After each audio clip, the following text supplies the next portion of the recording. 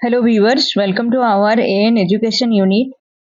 आज हम आपका जो है पहला सफेद वाल, इससे हम एमसीक्यूज को डिस्कस करेंगे। हरिशंकर परसाई जी ने ये लिखा है और यहाँ पर मतलब व्यंग करके लिखा गया है इस रचना को, इसलिए इसको व्यंगित रचना भी कहा जाता है। पहला क्वेश्चन है आपका, लेखक को सफेद वाल सबसे पहले कहाँ दिखाई देता है?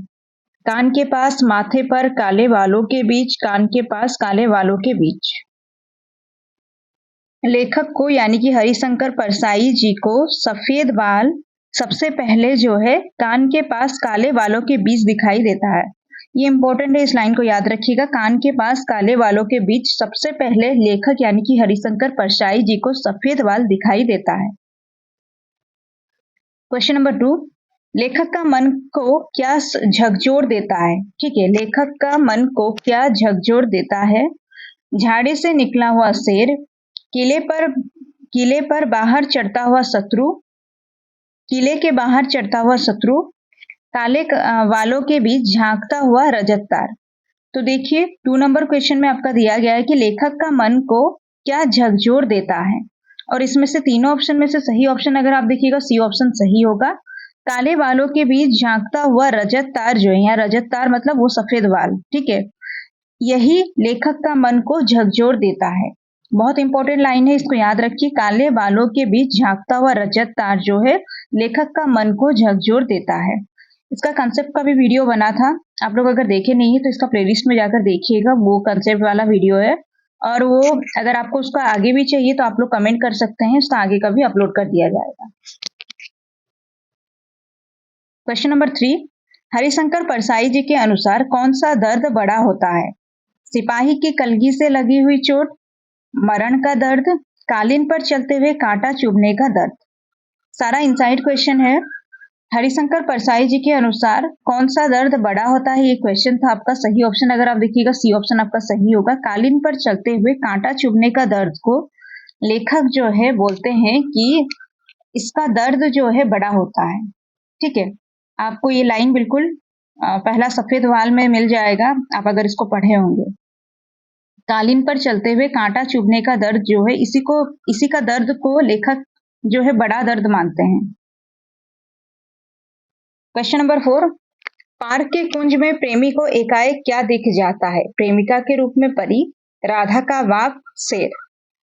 4 नंबर क्वेश्चन अगर आप देखिएगा, एक लाइन आपको मिलेगा, पार्क के कुंज में प्रेमी को एकाएक राधा का बाप दिखाई देता है। ठीक है, पार्क के कुंज में प्रेमी को एकाएक राधा का बाप दिख जाता है। 4 का बी ऑप्शन आपका सही है। क्वेश्चन नंबर 5, लेखक आत्मरति भाव से किसे देखते हैं? वनश्री को, अपनी प्रेयसी को, आईना को। तो देखिए आत्मरति मतलब खुद से, आत्मरति मतलब स्वयं से जो रति भाव होता है या स्वयं से जो प्रेम भाव होता है उसके बारे में बोला गया कि लेखक आत्मरति भाव से किसे देखते हैं? वनश्री को, अपनी प्रेयसी को, आईना को।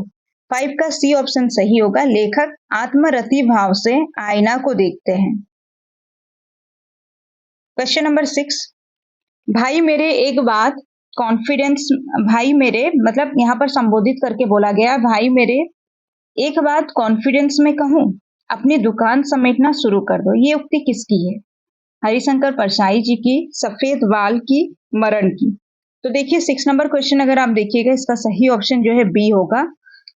भाई मेरे ये संबोधित करके बोला गया, एक बात कॉन्फिडेंस में कहूं, अपनी दुकान समेटना शुरू कर दो। ये कौन कहता है? ये सफेद बाल कहता है। किसे कहता है? हरिशंकर परसाई जी को कहता है।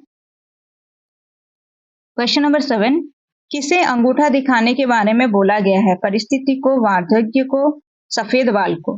7 नंबर क्वेश्चन अगर आप देखिएगा, 7 का सही ऑप्शन बी होगा। वार्धक्य को अंगूठा दिखाने के बारे में बोला गया है। यहाँ वार्धक्य का मतलब हो जाएगा वृद्धावस्था। ठीक है, वृद्धावस्था को अंगूठा दिखाने के बारे में बोला गया है। अब अगर सफेद बाल रचना को अच्छे से समझे हैं, पढ़े हैं, तो वहां पर आपको ये मिल जाएगा। क्वेश्चन नंबर 8, मृत्यु सबसे अधिक भयभीत किसे करता है? अधिक चिंता करने वाले को, मृत्यु से डरने वाले को, मृत्यु को त्योहार मानने वाले को। तो देखिए ये एक इम्पोर्टेंट लाइन है कि मृत्यु सबसे अधिक भयभीत किसे करता है, किसको करता है?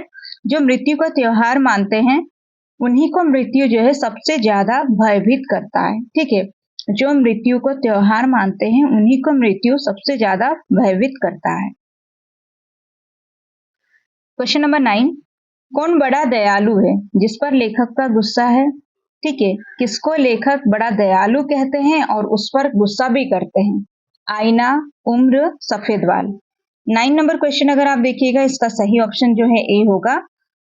आईना को लेखक कहते हैं कि ये बहुत दयालु है, बड़ा दयालु है, उसके साथ साथ इस पर गुस्सा भी करते हैं, इसलिए 9 का ए ऑप्शन सही है। गुस्सा क्यों करते हैं? क्योंकि ये तो सबको हर चीज को ये क्या करता है, खूबसूरत बना के सबके सामने में रखता है। तो एक अगर सफेद बाल लेखक का अगर ये छुपा लेता तो क्या होता, ये सोचकर लेखक कहते हैं कि ये मतलब उसको तो बड़ा दयालु बताते हैं, उसके साथ साथ उस पर गुस्सा भी करते हैं। क्वेश्चन नंबर 10, किसकी आंखें डबडबा आई? अर्जुन को समझाने वाले की, गोपियों की, ईमानदार आदमी की। ये भी क्वेश्चन जो है आपका सफेद वाल, पहला सफेद वाल से ही लिया गया है। यहाँ पर बोला गया कि किसकी आंखें डबडबा आई, इसका सही ऑप्शन ए होगा, अर्जुन को समझाने वाले की आंखें डबडबा आई। क्वेश्चन नंबर 12, लेखक को किस पर गुस्सा है? सफेद वाल पर, आईने पर, बढ़ती उम्र पर। तो देखिए लेखक गुस्सा करते हैं किस पर? आईने पर। 12 का बी ऑप्शन सही है, लेखक को किस पर गुस्सा है? आईने पर।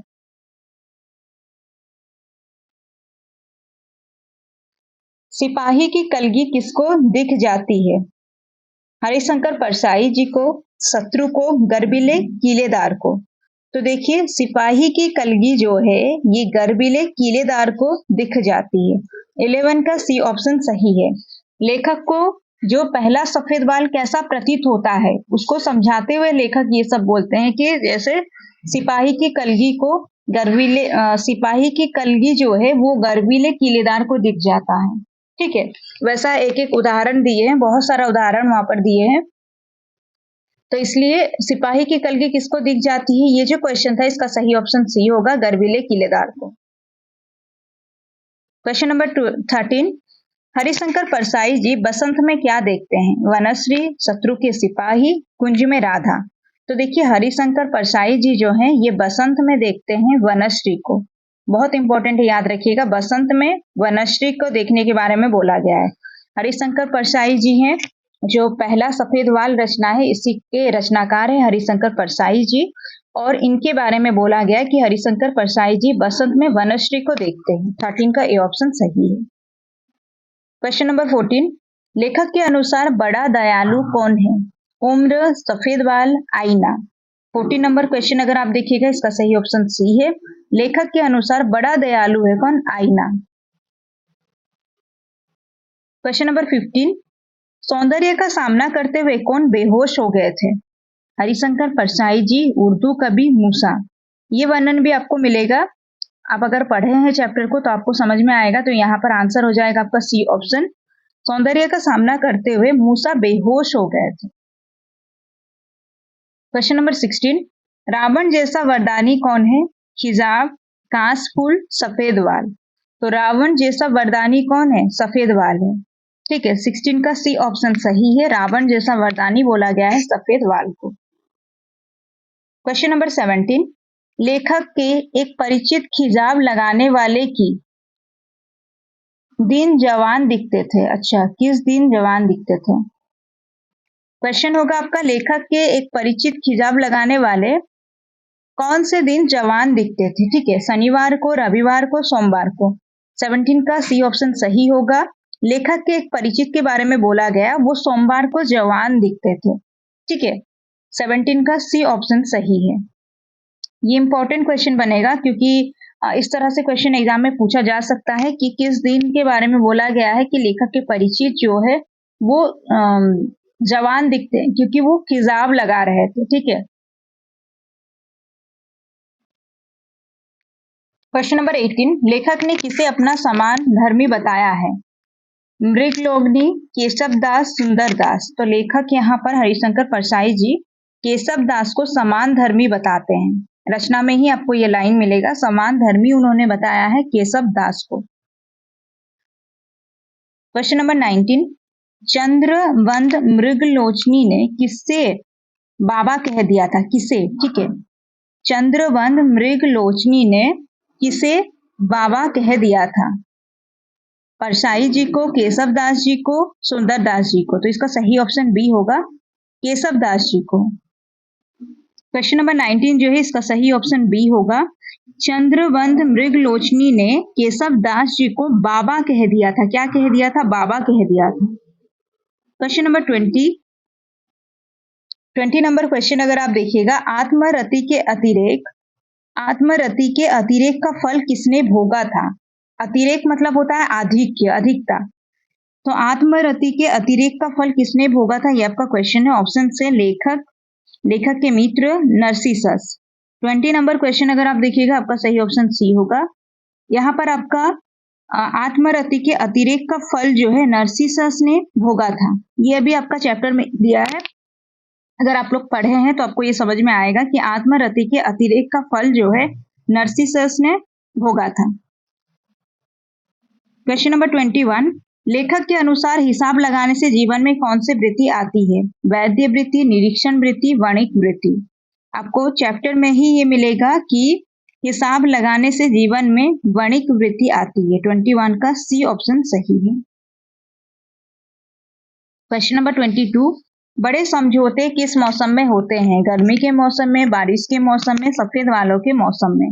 22 नंबर क्वेश्चन अगर आप देखिएगा, इसका सही ऑप्शन सी है, बड़े समझौते होते हैं किस मौसम में? सफेद वालों के मौसम में। इंपॉर्टेंट क्वेश्चन है ये।